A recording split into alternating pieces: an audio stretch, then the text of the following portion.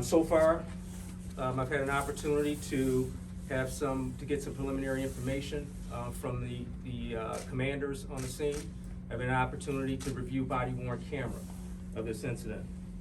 And what I know so far is that early this morning, at around 12:50 a.m., the Albany Police Department's Communications Division received a 911 call from someone at a home on the 100 block of Morris Street between New Scotland Avenue and Knox Street.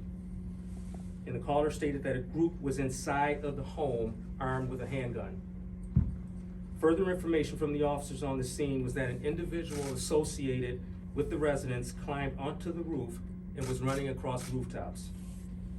Two Albany police officers who were riding together in a marked Albany police car began to patrol around the neighborhood in an effort to locate the person running on the rooftops.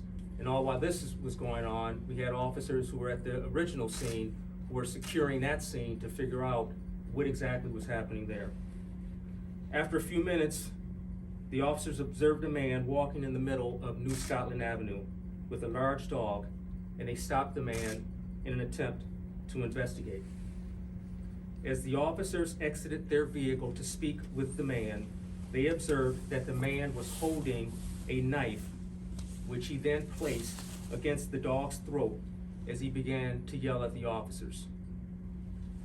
The patrol officers made many efforts to de-escalate the situation, several times told the man to drop the weapon.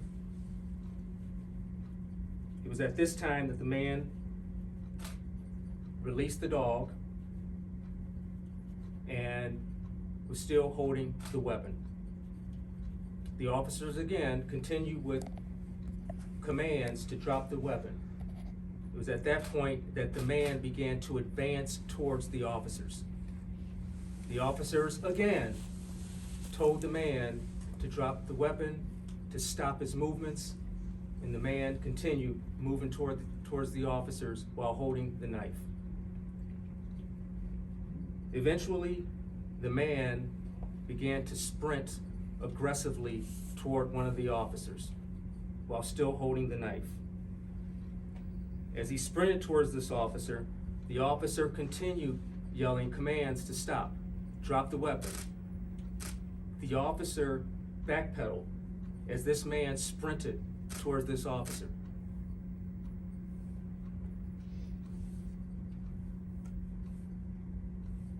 The officer eventually fired his weapon and struck the man several times in the torso area. The officers immediately began to render aid and flag down an ambulance that was on New Scotland Avenue, and he was quickly transported to the emergency room at Albany Med. He is currently admitted to the hospital and his condition is critical. The three officers who were present at the scene were also transported to Albany Med for evaluation. One of those officers was treated for a dog bite to the arm. The other two officers were not physically injured, but underwent evaluation per normal protocols.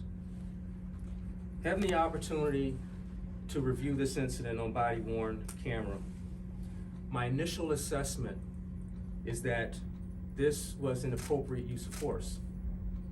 From what I saw on the camera, those officers, at least that officer who fired his weapon, was under attack. This was an armed subject who was aggressively sprinting towards this officer, and this use of force was unavoidable. But of course, the investigation is ongoing.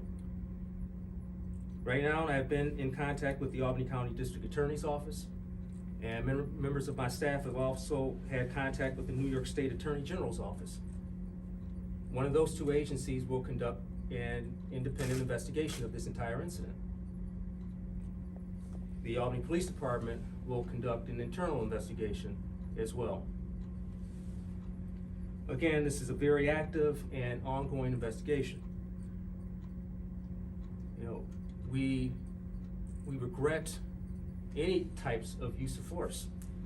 You know, we prefer that incidents are handled without use of force.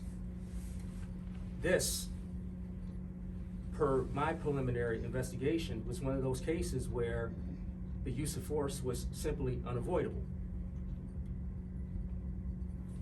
Again, I'm limited in the details that I can disclose at this point. Still an active investigation, and we still have, again, either the New York State Attorney General's office or the Albany County District Attorney's office to conduct an investigation on this as well.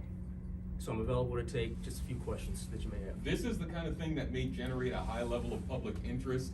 So that being said, is there any plans on your part to release the body camera footage to the public, similar to the South Station incident, to sort of clarify and give evidence as to what happened? Yes, I'm in conversation with the Albany County District Attorney's office to ensure that when we disclose and when we show these videos publicly, that we're not breaching any protocols that they may have in terms of investigating. And also, there's still a possibility that the New York State Attorney General's office may investigate this as well. And so I want to be respectful to the investigative protocols of those agencies before I say exactly when the video will be disclosed. And the other piece of this is being respectful to the family of the person that was shot. Again, none of us wants to be involved in a situation where use of force is necessary. And it's a painful experience on both sides. Obviously, the person who was shot is undergoing trauma, but that person has a family that we have to be respectful of, and we have officers who are involved in this who are undergoing a great deal of emotional trauma with something like this. And so before I disclose exactly when we'll show these videos, I've got to be respectful to those other elements involved in this. Also procedurally, at least the officer who fired the gun is suspended for mental health reasons for now, right? Placed on administrative leave. So the officer is off the road at this point. We have to, number one, we have investigations that have to be completed, and before that officer is placed back on the road, we've got to complete those investigations. But also, we've got to make sure that the officers are mentally and emotionally able to get back to work. But at this point, the officer is on administrative leave. And that's the only one? Yes. Did either officer carry a taser that could have been used instead of shooting with a gun? Preliminary investigation has revealed that there was perhaps the use of a taser by one of the officers at the scene.